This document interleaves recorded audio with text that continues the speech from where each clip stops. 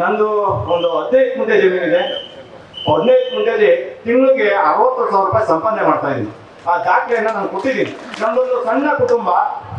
15 ಗುಂಟೆಯಲ್ಲಿ ನಾನು 60,000 ಸಂಪಾದನೆ ಮಾಡ್ತಾ ಇದ್ದೀನಿ. ಈ ಭೂ ಸ್ವಾಧೀನ ಮಾಡ್ಕೊಂಡ್ರೆ ಆ 15 ಗುಂಟೆಗೆ ನನಗೆ ಎಷ್ಟು ದುಡ್ಡು ಬರ್ಬೋದು? ನಾನು ಆ 15 ಗುಂಟೆಯಲ್ಲಿ ಬದುಕನ್ನ ಕಟ್ಕೊಂಡಿದ್ದೀನಿ, ಜೀವನವನ್ನ ಕಟ್ಕೊಂಡಿದ್ದೀನಿ. ಈ ಸರ್ಕಾರ ಭೂ ಸ್ವಾಧೀನ ಮಾಡಿದ್ರೆ 15 ಗುಂಟೆ ಜಮೀನಲ್ಲಿ ಆ ದುಡ್ಡಲ್ಲಿ ನನ್ನ ಬದುಕನ್ನ ನಾನು ಕಟ್ಕೊಳಕ್ ಆಗುತ್ತಾ? ನಮ್ಮ ಒಂದು ಈ ಪಂಚಾಯತಿಯಲ್ಲಿ ಎಷ್ಟೋ ಜನಕ್ಕೆ ಭೂಮಿನೇ ಇಲ್ಲ. ಸಾವಿರಾರು ಕುಟುಂಬಗಳಿಗೆ ಭೂಮಿ ಇಲ್ಲ. ಆ ಭೂಮಿ ಇಲ್ಲದೆ ಇರುವಂತವ್ರು ಹೈನುಗಾರಿಕೆ ಮಾಡ್ಕೊಂಡು ಇವತ್ತು ಸಾವಿರಾರು ರೂಪಾಯಿ ಸಂಪಾದನೆ ಮಾಡ್ತಾ ಇದ್ದಾರೆ. ಯಾರೋ ಭೂಮಿ ಇರೋ ಹತ್ರ ಭೂಮಿ ತಗೊಂಡು ಅವ್ರ ಹತ್ರ ಗುತ್ತಿಗೆ ಮಾಡ್ಕೊಂಡು ಸಾವಿರಾರು ಕುಟುಂಬ ಹೈನುಗಾರಿಕೆಯಿಂದ ಜೀವನ ನಡೆಸ್ತಾ ಇದೆ. ಅಂತವರೆಲ್ಲ ಈ ಭೂ ಸ್ವಾಧೀನ ಆದ್ರೆ ಎಲ್ಲಿಗೆ ಹೋಗ್ಬೇಕು? ಕಂಚುಗಾರಳ್ಳಿ ಅನ್ನೋ ಗ್ರಾಮದಿಂದ ಸುಮಾ ಅಂತ ಹೇಳಿ ಹೈನುಗಾರಿಕೆ ಸುಮಾರು ತಿಂಗಳಿಗೆ 60,000 ಲೀಟರ್ ನಮ್ದು ಒಂದೇ ಗ್ರಾಮದಿಂದ ಹಾಲು ಉತ್ಪಾದನೆ ಇದೆ. ಅದರಲ್ಲಿ ಎಲ್ಲಾ ಮಿಶ್ರ ಬೆಳೆಗಳು, ತರಕಾರಿಗಳು, ಕಾಳು, ರಾಗಿ, ಜೋಳ, ರೇಷ್ಮೆ ಇನ್ನಿತರ ಎಲ್ಲಾ ಬೆಳೆಗಳು ಫಲವತ್ತಾದ ಭೂಮಿ ಆಗಿರೋದ್ರಿಂದ ಎಲ್ಲಾ ಬೆಳೆಗೂ ಯೋಗ್ಯವಾಗಿದೆ. ಇಲ್ಲಿ ಕೇವಲ 70% ಜನಗಳನ್ನ ಬರೀ 10% ಒಪ್ಪಿರೋದಕ್ಕೋಸ್ಕರ ನಮ್ಮನ್ನೆಲ್ಲ ಹಾಳು ಮಾಡ್ತಿದ್ದಾರೆ.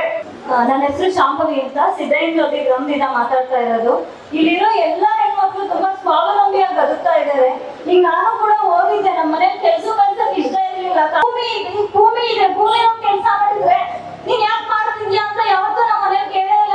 ನಾನು ಇಷ್ಟ ಬಂದ ನಾನು ಯಾವ ಗಿಡಗಳನ್ನ ಬೇಕು ಬೆಳ್ಕೊಳ್ತಾ ಇದೀವಿ, ಯಾವ ತರಕಾರಿಗಳು ಹಣ್ಣುಗಳು ಬೇಕು ಬೆಳ್ಕೊಂಡು ತಿಂತಾ ಇದೀವಿ. ನನ್ ದೊಡ್ಡ ಕನಸು ಅಂದ್ರೆ ನರ್ಸರಿ ಮಾಡ್ಬೇಕು ಅನ್ನೋ ಕನಸು. ಇರೋ ಭೂಮಿನ ನನ್ನ ಕೈಯಿಂದ ಕಿತ್ಕೊಂಡ್ರೆ ನನ್ನ ಮಗ ನನ್ನ ಜಾಗ ಎಂತ ಅನ್ಕೊಂಡ್ರಿ. ನಾವು ಕಂಚುಗಾರಳ್ಳಿ ಗುಂತಪ್ಪ ಅಂತ ರೈತರ ಕುಟುಂಬನ ಉಳಿಸ್ಬೇಕು ಅನ್ನೋದೇ ನಮ್ಮ ಉದ್ದೇಶ.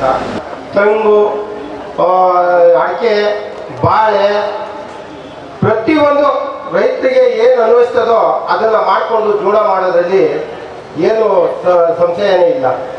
ಇದನ್ನ ನಮಗೆ ಭೂಮಿ ಉಳಿಸ್ಬೇಕು ಅನ್ನೋದೇ ನಮ್ಮ ಉದ್ದೇಶ. 40 ವರ್ಷ 50 ವರ್ಷ 60 ವರ್ಷ ಆಗಿರೋದಕ್ಕೆ ಎಲ್ಲಿ ಕೆಲಸ ಕೊಡ್ತೀರಾ ನೀವು? ನಾವ್ ಯಾವ ವೃದ್ಧಾಶ್ರಮಕ್ಕೆ ಹೋಗೋಣ? ನೀವು ಇದನ್ನೆಲ್ಲ ಒಂದು ವೃದ್ಧಾಶ್ರಮ ಆದ್ರೂ ಮಾಡ್ಕೊಡ್ತೀರಾ ನಮ್ಗೆ? ಆ ವೃದ್ಧಾಶ್ರಮಕ್ಕೆ ಹೋಗ್ಬೇಕಾಗತ್ತಾ? ನೀವು ಎಲ್ಲಾನು ಸರ್ವನಾಶ ಮಾಡಿದ್ರೆ ಆ ಕೂಲಿ ಕಾರ್ಮಿಕರು ಏನಾಗ್ತಾರೆ? ನೀವು ಬೆಂಗಳೂರು ಪ್ರೆಸರ್ ಕಮ್ಮಿ ಮಾಡ್ತೀವಿ ಅಂತ ಹೇಳಿದಾಗ ನನ್ನ ಜಮೀನ್ ಕಿತ್ಕೊಂಡ್ರೆ ಇಲ್ಲಿನಂತ ಕೂಲಿ ಕಾರ್ಮಿಕರು ತಿರ್ಗಾ ನಾನು ಗಾರೆ ಕೆಲಸ ಮಾಡೋಕೆ ಬೆಂಗಳೂರಿಗೆ ಹೋಗ್ಬೇಕು. ಇನ್ನೆಲ್ಲೂ ಇಲ್ಲ.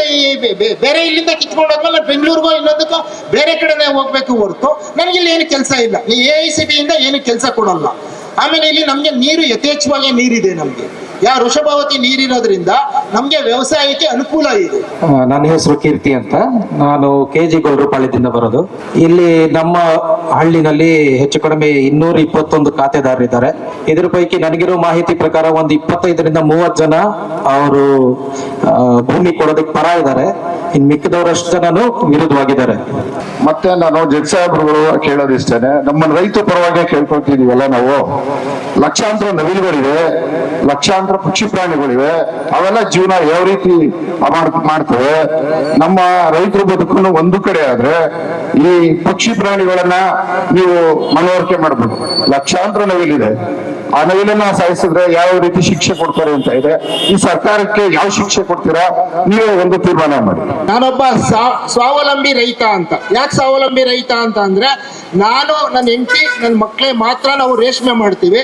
ನಮಗೆ ಎಷ್ಟು ಬೇಕೋ ಅಷ್ಟನ್ನೇ. ನಾವು ಯಾವುದೇ ಕೂಲಿ ಕಾರ್ಮಿಕರ ಮೇಲೆ, ಕಮ್ಮಿ ಕೂಲಿ ಕಾರ್ಮಿಕರ ಮೇಲೆ ನಾವು ಅವಲಂಬನೆ ಆಗಿದ್ದೀವಿ. ಒಂದು ತಿಂಗಳಿಗೆ ನಾವು 28 ದಿನಕ್ಕೆ ಒಂದು ರೇಷ್ಮೆ ಬೆಳೆ ಕ್ರಾಪ್ ಬರುತ್ತೆ ನಮ್ಗೆ.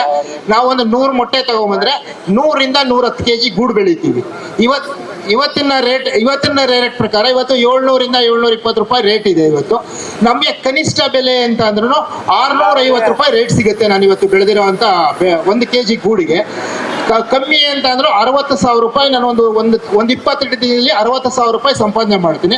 ಅದ್ರಲ್ಲಿ ಒಂದು 20,000 ರೂಪಾಯಿ ಖರ್ಚೇ ಹೋದ್ರು ನನಗೆ 30ರಿಂದ 35,000 ರೂಪಾಯಿ ನನಗೆ ಆದಾಯ ಉಳಿಯುತ್ತೆ. ಅಂಚಿಪುರದಲ್ಲಿ ವಾಸವಾಗಿದ್ದೀವಿ. ನಾವೀಗಿಲ್ಲ 10 ಹಸ ಕಟ್ಕೊಂಡು ಹೈನುಗಾರಿಕೆ ಮಾಡಿಕೊಂಡು ಮಕ್ಕಳನ್ನ ಓದಿಸ್ಕೊಂಡು ನೆಮ್ಮದಿಯಾಗಿದ್ದೀವಿ. ಸಮಯ ನಮ್ಗೆ ಅಕ್ವರೇಷನ್ ಬೇಡ, ಇದು ಕೈ ಬಿಡಬೇಕು ಅಂತ ನಿಮ್ಮ ಹತ್ರ ಮನವಿ ಮಾಡ್ಕೊಳ್ತೀವಿ. ಕರುನಾಡು ಟೈಮ್ಸ್ ಚಾನೆಲ್ನಲ್ಲಿ ಸುದ್ದಿ ಮತ್ತು ಜಾಹೀರಾತು ನೀಡಲು ಈ ನಂಬರ್ಗೆ ಕರೆ ಮಾಡಿ.